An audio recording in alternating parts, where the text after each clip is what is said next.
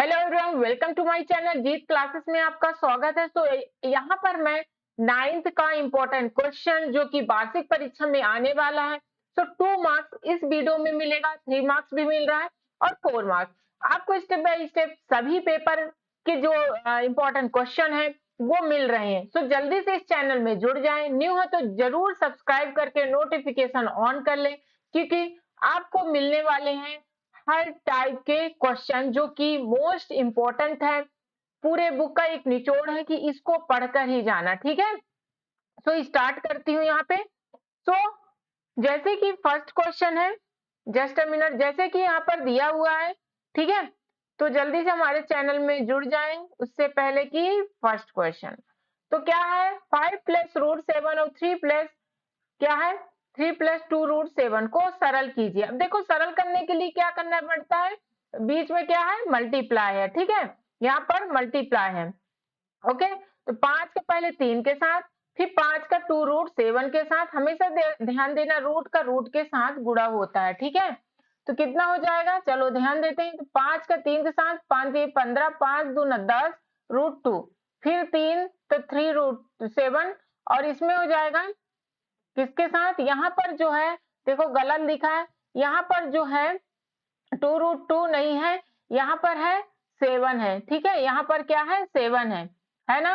यहाँ पर 2 रूट 2 लिख दिया गया, तो यहाँ पर रूट 7 है, तब सॉल्व करना, ठीक है, तभी ये आएगा। तो देख लेते हैं, चलो यहाँ पर रूट 7 है, एक मानना। तो अब देखो यहाँ पर रूट 7 के साथ अगर गुणा होता है तो क्या हो जाएगा, 2 सत्ते 14, ठीक है।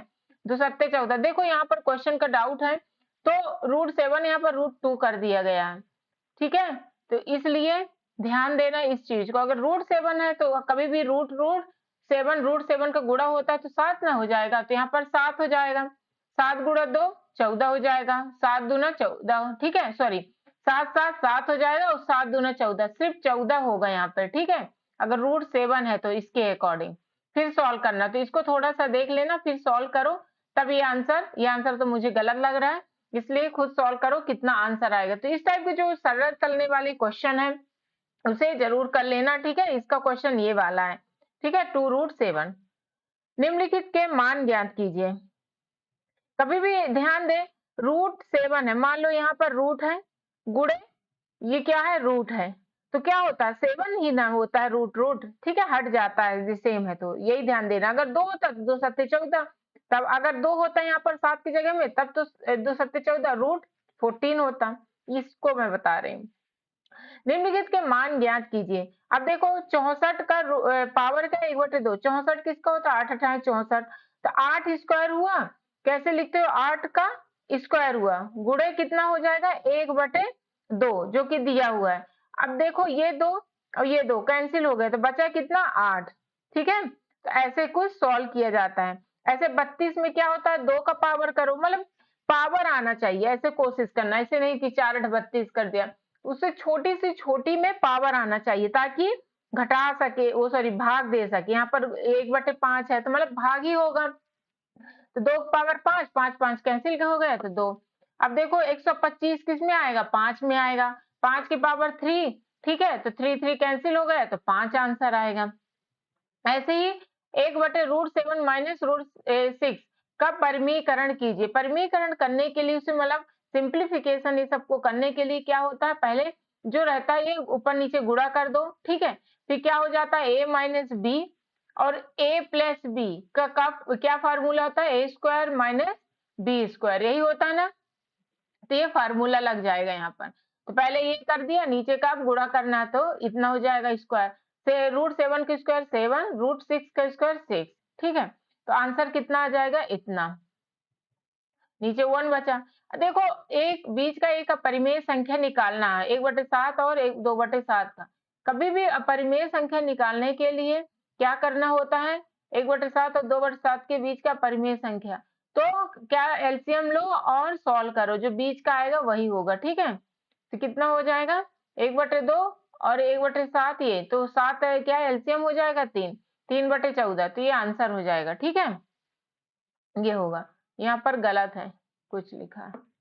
फिर नेक्स्ट है, इसका गुणनखंड ज्ञात कीजिए। गुणनखंड के लिए पहले 12 और 1 और ये 12, इसका गुणा करोगे फिर ऐसे जोड़ोगे घटाओगे कि -7 आना चाहिए, तो 12 कम 12 होता है। अब 12 का गुणा करो तो कितना आएगा, 12 का गुणा करते हो तो कितना आ जाता है, मतलब किस टेबल में 12 आता है। तो छोटे से ऐसे करना कि 3 चौक 12, हमें याद आया, चलो 3 चौको 12, और ऐसे जोड़े और घटाएं कि 7 आना चाहिए, -7, तो कितना हो जाएगा, -3 और -4 कितना होता है, 7 होता है। तो मतलब ये ए और सी का गुणा होता है, ठीक है। तो 12 आया, फिर 12 का 2 पार्ट में कर दो, किस टेबल में आता है, छोटी सी संख्या में देखना। फिर उसमें क्या करना है कि दोनों को ये ध्यान देना है कि जो 3 है, सॉरी, जो 3 है और जो 4 है उसको क्या करें, घटाएं कि जोड़ें, क्या करें, 4 3 12 हो तो होता है। तो हम देख रहे हैं -3 और -4, -7 होता है, तो -3 रख दिया और x तो रखेगा ही, -4x, बस।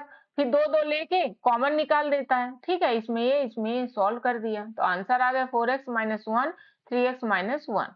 नेक्स्ट क्वेश्चन है 3x का पावर 4, ये कोई x - 1 के साथ भाग दीजिए, शेषफल को ज्ञात कीजिए।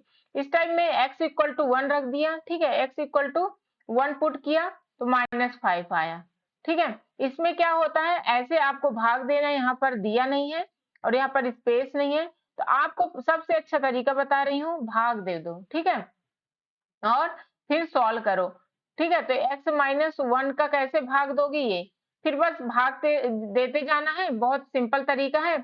और फिर जो लास्ट में, जैसे कि मैं यहाँ पे दे रही हूँ आपके लिए, ठीक है, x, सॉरी यार, ठीक है, यहाँ पे 1 मिनट, हाँ, तो यहाँ पे क्या है, x - 1 है, ठीक है, x - 1 है, इसका भाग दोगे इससे, तो पहले x - 1 है तो किसके साथ दोगे, 3x⁻³ के साथ, फिर घटाओ, मतलब x का सेम आना चाहिए, x को आपको ध्यान देना और 3 को पहला डिजिट कटता ना जाइए, कटते जाना चाहिए बहुपद का भाग में, और उसको सॉल्व करते जाओ, ठीक है।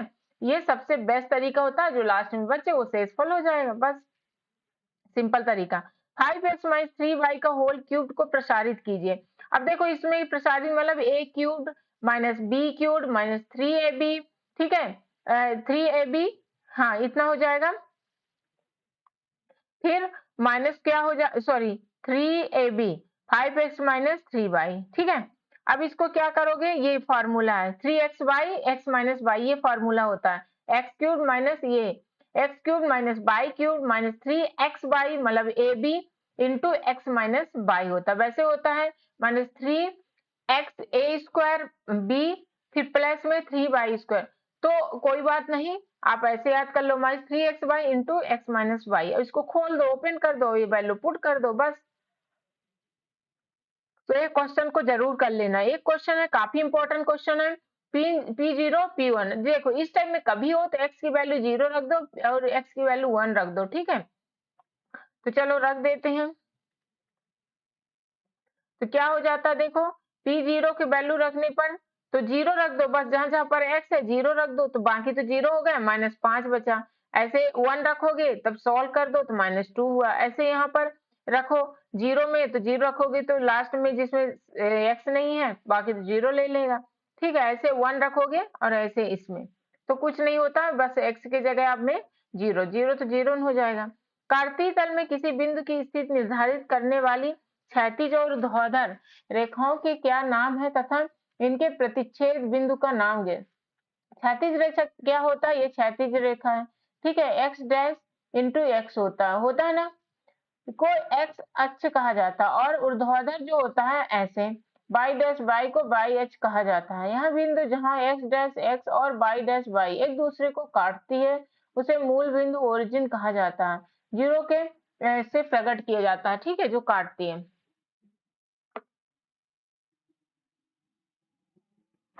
बिंदुओं -1 3 2 3 4 -5 -3 -4 की स्थिति का चतुर्थांश में लिखिए, मतलब कौन सा किस में आता है, ठीक है। पॉजिटिव पॉजिटिव है तो प्रथम में आएगा, फिर -x माइनस में मतलब इस साइड है, ठीक है, दूसरे में आएगा, फिर द्वितीय, पहला वाला द्वितीय, 2 3 पॉजिटिव है तो प्रथम में, 4 -5 मतलब ये यहाँ, सॉरी यहाँ पे है, तो ऐसे खींच लेना लाइन, तो x इधर पॉजिटिव रहता है और y इधर, सॉरी, बाई क्या ऊपर नीचे, और x जो होता है लेफ्ट राइट, आपको देख के जो दोनों निगेटिव तो तृतीय होता है, ठीक है, इसमें कुछ नहीं है। अब देखो यहाँ पर क्या k की किस मान के लिए x equal to 2 y equal to 1, समीकरण इतने का एक हल कीजिए। अब देखो ये रख दिया इक्वल टू k है। अब x इक्वल टू 2 और y इक्वल टू 1 रखने पर बस वैल्यू पुट करो, k की वैल्यू आ जाएगी और कुछ नहीं करना है यहाँ पर। नेक्स्ट है बिंदु 2 14 में होकर जाने वाली एक समांतर रेखा है, क्या समीकरण जो है वो लिखिए। तो 2 और 14 में x इक्वल टू 2 है और ये देखो 2 और 14 में x इक्वल टू 2 है और ये y होता हमेशा पहला वाला x दूसरा वाला y। अब इस मान को संतुष्ट करने वाले दो समीकरण निम्न है, तो x plus y equal to कितना हो जाएगा 14 और x minus y equal to -12। मतलब बताया है कि अगर x प्लस वाई दो समीकरण बना सकते हो ना, या x प्लस वाई बनाओ या x माइनस वाई, ठीक है। इस प्रकार अनंत रेखाएं हो सकती है, मतलब आपको रेखाएं समीकरण कितने आप बना सकते हो ऐसे रेखाएं जाने वाले, तो एक दो तो कॉमन है x plus y x minus y. इस प्रकार अनंत रेखाएं हो सकती है क्योंकि ये रेखाएं एक ही बिंदु 2 14 से गुजरेगी, ठीक है। ये है दो, जरूर ध्यान देना x प्लस वाई और a। p और q क्रमशः समांतर चतुर्थ ABCD है की भुजाएं DC और AD है। पर स्थित बिंदु दर्शाइए कि APB आर्क जो होता है BQC, ठीक है। तो ये ABCD, ठीक है, P और Q इतना दिया है, P और Q समांतर क्या P और Q क्रमशः समांतर चतुर्भुज हो गए ABC, सही है ABCD की भुजाएं BC और DC है, ये इसकी और इसकी एक बिंदु है, मतलब ये और ये दोनों क्या है बिंदु है ये दोनों, ठीक है। तो अब बनाना है, दर्शाइए कि आर्क जो होता है APB ये वाला त्रिभुज और ये वाला BQC ये वाला, ठीक है, एक ये वाला एक ये वाला, ये दर्शाना। देख लेते हैं P और Q क्रमशः समांतर चतुर्भुज ABCD की भुजाएं DC और AD पर स्थित बिंदु है। पहले जो क्वेश्चन में दिया रहता है उसी को आप लिखने की कोशिश करो।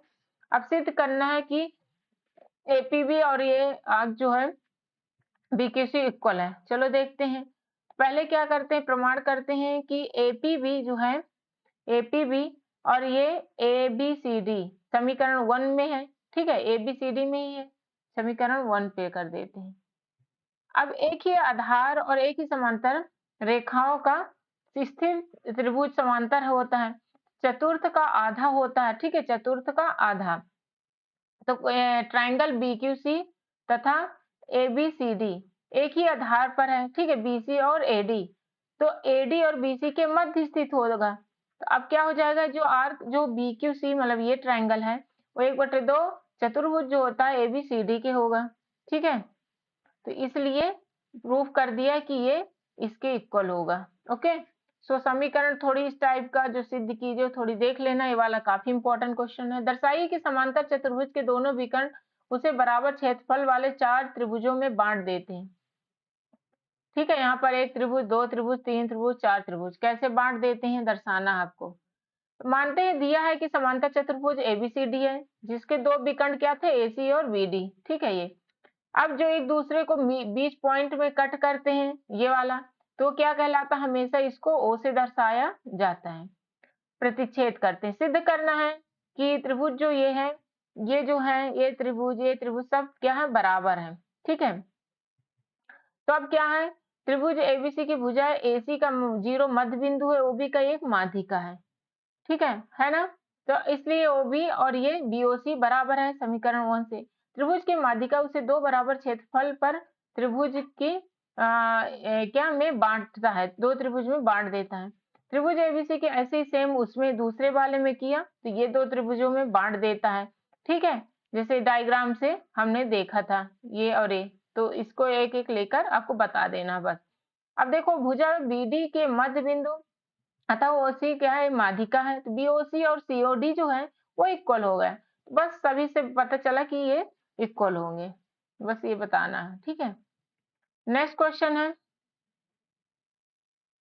किसी आयताकार हॉल के फर्श का परिमाप 250 मीटर है और रुपए क्या 10 प्रति मीटर स्क्वायर दर की चारों दीवारों पर पेंट करने की लागत 1500 रुपए है, ठीक है, 15,000। हॉल की ऊंचाई ज्ञात करना। अब देखो क्या होता है परिमाप, पहले चारों दीवारों की क्षेत्रफल पार्श्व पृष्ठीय क्षेत्रफल होता है, चारों दीवार का क्षेत्रफल जो भी होता है। ओके, दिया हॉल का परिमाप इतना है। अब देखो चार दीवार का क्षेत्रफल कितना होगा, हॉल का परिमाप गुणे ऊंचाई, जो परिमाप है मतलब चारों साइड का, और ऊंचाई कर दो तो परिमाप से ही रिलेट होता है क्षेत्रफल। हमेशा ये ध्यान दो, परिमाप से ही रिलेट होता है क्षेत्रफल। ऊंचाई ले लिया, क्षेत्रफल आ गया। अब देखो इसको सॉल्व करो। हॉल की दीवार पर पेंट कराने का व्यय, हॉल की दीवारों का क्षेत्रफल और पेंट कराने का दर। तो अभी कितना था, 250 आए हेक्टर जो भी वर्ग मीटर है। अब देखो इसमें 10 रुपए लगता है तो 2500 जो हो जाता है। पर्सनल सोलर पेंट कराने की व्यय कितना, 15,000 है। अब देखो ये 2500 आता है वैसे 10 रुपए के हिसाब से, लेकिन दिया है 15,000। ऐसे चीज में ये और ये दोनों इक्वल होगा कि नहीं होगा। अब तो एच की वैल्यू फाइंड हो जाएगा, 6 मीटर है हॉल की ऊंचाई, बस खत्म। आंसर हो गया 6 मीटर। हॉल की ऊंचाई कितनी है, 6 मीटर। ओके, यहाँ पर क्या पूछा था, हॉल की ऊंचाई पूछा था, तो कितना हो जाएगा 6 मीटर। ओके, ये नहीं है। नेक्स्ट है एक शंकु का कुल पृष्ठीय क्षेत्रफल कितना है, क्षेत्रफल ज्ञात करना आपको, और तिर्यक ऊंचाई 21 मीटर। तिर्यक मतलब एल की वैल्यू, आधार का व्यास कितना है, डी है, उससे आर निकाल लेना, हाफ कर दोगे तो आर आ जाएगा 12। ठीक है, एल दिया है 21 मीटर। ओके, कैसे होता है शंकु, ऐसे कुछ होता है ना, ऐसे कुछ शंकु होता है। ठीक है, तो ये एल होता है और यहाँ पर ये पूरा डी दे दिया, तो इसका हाफ कर दो तो आर आ जाएगा। शंकु का कुल पृष्ठीय क्षेत्रफल कितना होता है, शंकु का वक्र पृष्ठीय क्षेत्रफल प्लस आधार का क्षेत्रफल। ठीक है, तीनों साइड का लेना रहता है, नीचे का भी ले लो तो कुल पृष्ठीय हो जाएगा पाई आर एल। ठीक है, तो वक्र पृष्ठीय क्षेत्रफल क्या होता है, पाई आर एल।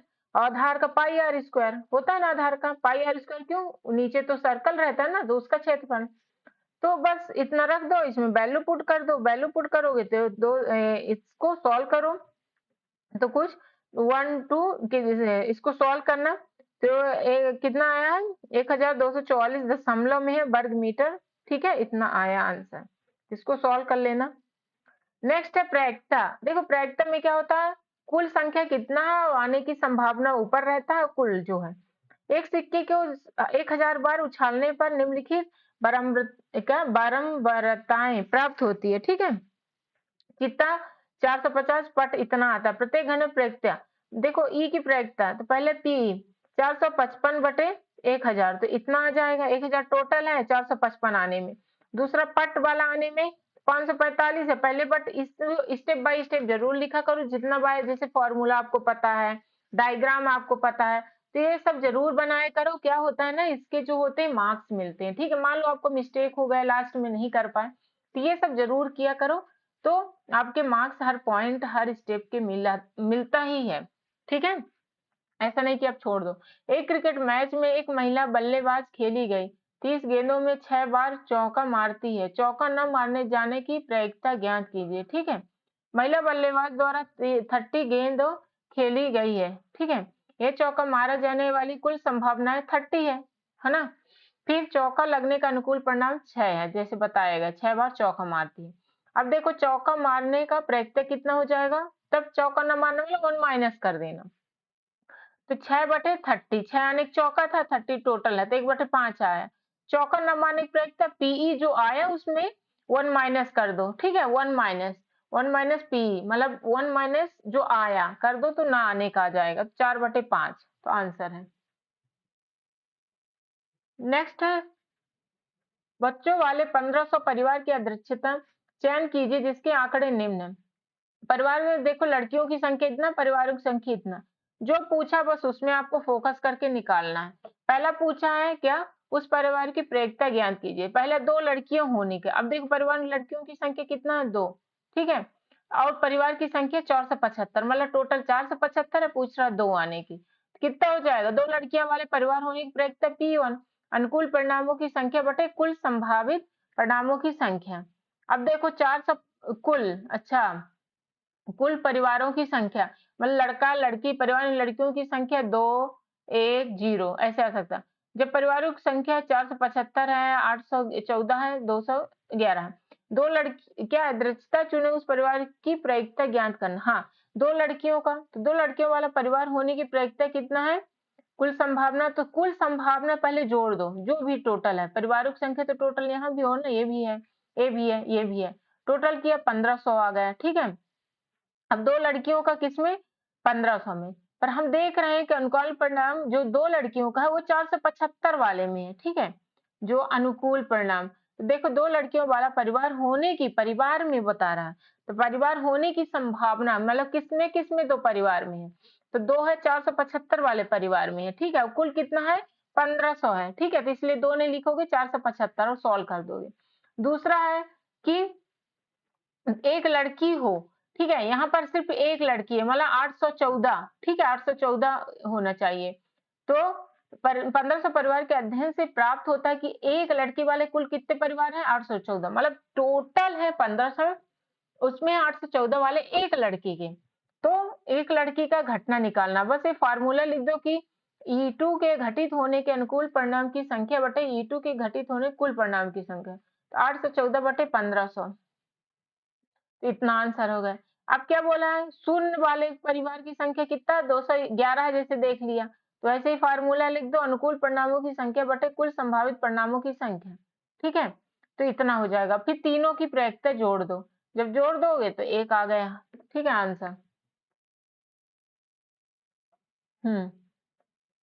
ये सब बहुत इंपॉर्टेंट क्वेश्चन है आपको, जो कि पढ़ाया जा रहा है, इसलिए जल्दी से लाइक जो अभी तक नहीं किए प्लीज लाइक कर दें, क्योंकि हम देख रहे हैं बस आप पढ़ रहे हैं पर लाइक नहीं कर रहे, इसलिए लाइक जरूर करें। ठीक है, तो हमें पता चलता है कि आपको समझ में आ रहा है। थोड़ी देखो मैथ्स को हवा जैसे लगता है ऐसे समझाओ, तो जब तक उसे पेन और कॉपी में अच्छे से ना बताओ, बट यहाँ पर इंपॉर्टेंट क्वेश्चन की बात हो रही, तो समझाना इतना ज्यादा मतलब वो नहीं है पॉसिबिलिटी। संख्याओं के बारे में क्या, सांख्यिकी के बारे में विद्यालय के जो लिए 200 विद्यालय में क्या है, 200 विद्यार्थियों का सर्वेक्षण किया गया है, प्राप्त आंकड़ों की निम्न सारणी दिया गया है। ठीक है, जैसे मत इतना दिया गया है, विद्यार्थियों की संख्या पसंद करते हैं 135 और नहीं करने वाले इतना। अब देखो सांख्यिकी पद करता है, सांख्यिकी पसंद नहीं करता, जिसमें पसंद करता और नहीं करता बस दोनों निकालना। अब हम देख रहे हैं पसंद करने वाले 135 है, टोटल कितना है 135 प्लस टोटल मतलब जोड़ दो 65, तो 200 हो जाएगा। ठीक है, अब यहाँ से पहला, तब सांख्यिकी पसंद करने का अनुकूल प्रेक्षण 135 है, जिसमें टोटल कितना है पसंद करने कुल संभावित 200 है। ठीक है, ये देख लो, सांख्यिकी पसंद करने के अनुकूल प्रेक्षण बटे सांख्यिकी पसंद करने कुल संभावित, इतना हो जाएगा। अब इसको सॉल्व करो, यहाँ पर किया नहीं सॉल्व, बस इसको सॉल्व कर देना है आपको और आंसर बता देना है कि कितना आएगा। ओके, 200, तो 200 में सॉल्व कर दो। ठीक है, कि ये 200 में कितना आएगा, तो सॉल्व कर दो, 5 से कटेगा जैसे भी कटेगा। सिद्ध कीजिए कि दो रेखाएं जो एक ही रेखा के समांतर हो परस्पर समांतर होती हैं। देखो यहाँ पर जैसे डायग्राम बना है, आकृति में एम क्या है, पैरेलल एल है और एन पैरेलल एल की है, दोनों मतलब है समांतर है। ठीक है, अब ये देख रहे हैं, तो अब देखो रेखा जो होती है पैरेलल का समझ लो, एल एम और एन के लिए तिर्यक रेखा टी खींचा गया। अब उसको प्रूव करने के लिए दिया गया कि एम समांतर एल की है और एन समांतर एल की है, कोण एंगल जो होता है वो संगत कोण अधिग्रहित होता है, तो कोण 2 और कोण 3 इक्वल होगा। यहाँ से डायग्राम से देख लो, जैसे यहाँ पर है ये कोण 1 कोण 2, अगर ये है तो कोण 3 के तिर्यक जो खींचते हैं ये भी बराबर होगा। ठीक है, जो संगत कोण होते हैं। ठीक है, इसलिए ये दोनों समांतर होंगे, क्योंकि संगत कोण बराबर होते हैं इसलिए दोनों समांतर होंगे, संगत कोण अधिग्रहित का विलोम होता है। अब देखो दी गई आकृति को यदि एंगल पी क्यू आर है और एंगल कितना पी आर क्यू है, तो सिद्ध कीजिए कि angle P Q S equal to P R T. ठीक है, ये एंगल ये बनाना है, फिर ये एंगल पूछा जो यहाँ पर बना हुआ है, तो सिद्ध करना है। अब देखो ये पहले दिया है, सिद्ध करना, ये लिख लो। फिर हम जानते हैं जो एक ही लाइन में आता है वो 180 डिग्री का होता है, रैखिक युग्म जिसे बोलते हैं। फिर दूसरे में कर दिया रैखिक समीकरण 1 और 2 से दोनों बराबर कर दिया, तो इसको और इसको ले लिया, तो दोनों क्या होता है पी आर क्यू। ठीक है, यहाँ से क्या पता चलता है कि पी क्यू एस ये इक्वल टू इतना है, दोनों के एंगल सेम होगा, इसलिए पी क्यू एस और पी आर टी सिद्ध हुआ। ठीक है, मतलब इक्वल एंगल है। ओके, ये हो गया। एक मिनट, हाँ, ये क्वेश्चन है एक और इम्पोर्टेंट, कहाँ गया कहाँ गया, काफी इम्पोर्टेंट क्वेश्चन है। ये तो हो गया, हाँ। तो जल्दी से जो न्यू है प्लीज सब्सक्राइब कर लें, ताकि आपको हर इंपॉर्टेंट क्वेश्चन मिल जाए, और फटाफट इसके पीडीएफ भी आप डाउनलोड कर लीजिए, डिस्क्रिप्शन में लिंक दिया हुआ है, ठीक है। तो इसके लिंक में जाकर आप जो भी है डाउनलोड करके और पढ़ लीजिए एक बार। जो त्रिभुज है एबीसी, कोण ए का समद्विभाजक एबी और ये है समद्विभाजक में दो भागों में बांट देना। तो एबी को बीसी बांट दिया, तो दर्शाई कि AB और AC बराबर है, AB और AC बराबर है, ठीक है। पहले दोनों त्रिभुज ले लो, अब दो हो गए, बट गए तो दो त्रिभुज हो गए, ठीक है। अब एंगल किसका लेना है, BAD और CAD दिया है, AD और AD ये इक्वल हो जाएगा, तो एंगल 90 डिग्री। त्रिभुज ABC और ACD, ठीक है। फिर AB और AC, तो इसलिए समद्विबाहु त्रिभुज होगा, ओके, ये दोनों बराबर है। तो नेक्स्ट है जो त्रिभुज एबीसी है, समद्विबाहु त्रिभुज, समद्विबाहु में दो भागों में बांट देना, इक्वल रहता है जो भुजा है इधर का इधर का, ठीक है। तो ए बी इक्वल टू पूछा है कि ए बी इक्वल टू ए सी, ठीक है, यहाँ पर ए बी इक्वल टू ए सी पूछा है, ठीक है। यहाँ पर ए बी है, सॉरी, यहाँ पर जो है ए बी है, ठीक है। ये चल क्यों नहीं रहा, ए बी और इक्वल टू ए सी है जो लिखा है। तो अब देखो त्रिभुज दिया है कि त्रिभुज एबीसी समद्विबाहु त्रिभुज है, जिसमें ए बी और इक्वल टू ए सी है, जिसमें एपीआई बीसी है, ठीक है, मतलब एपी और ये बीसी लंबवत है, यहाँ पर लंबवत दिया ना एपी में, ठीक है। अब क्या सिद्ध करना, कोण बी और कोण सी, हमें ये करना, कोण बी इक्वल टू कोण सी, कोण बी और कोण सी अगर ये इक्वल हो जाएगा तो ये बराबर हो जाएगा, बस। तो प्रमाण कर देते हैं। देख त्रिभुज एबीपी और ACP, AB equal to AC विकर्ण दिया है, एपी और एपी उभयनिष्ठ भुजा है। त्रिभुज क्या होता है, angle APB equal to APC प्रत्येक 90 डिग्री। राइट हैंड साइड में सर्वांग समता नियम से क्या हो जाएगा, एबीपी जो होता है वो एसीपी के इक्वल हो जाएगा, तो इसलिए ये कोड बी और कोड सी इक्वल हो जाएगा बाई सीपी सीटी से, ठीक है। तो ये कुछ इंपॉर्टेंट क्वेश्चन थे जो कि मैंने शेयर कर दिया, इसे जरूर पढ़ लें एक बार और अपने दोस्तों को भी जरूर शेयर करें। Thank you for watching.